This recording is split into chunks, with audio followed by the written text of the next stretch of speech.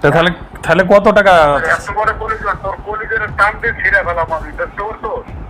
তুই আমার দেখা করতে বলে 2-3 হাজার টাকা দিবে আমারে, না?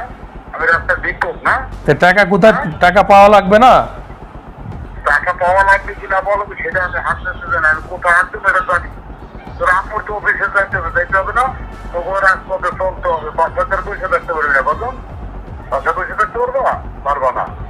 রাজপথে বেরোন লাগবে, চলা লাগবে। তোমার আম্মুর অফিসে যাওয়া লাগবে না? হ্যাঁ, দেওয়া তো লাগবেই।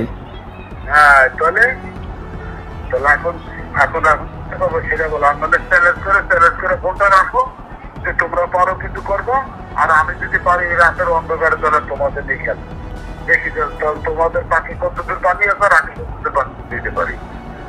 আপনার নাম কি বললেন? শিকদার?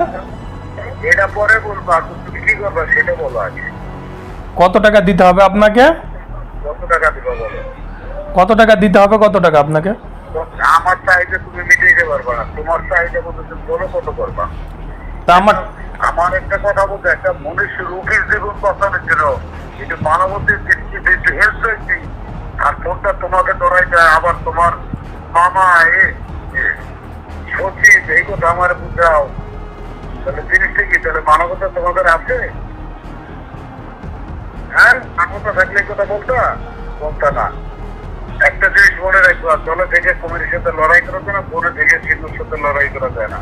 ওই পুলিশ প্রশাসন 24 ঘন্টা প্রোডাকশন দেয় না, তারা জিডি মামলা করে বলে আমরা দেখতে আসছি।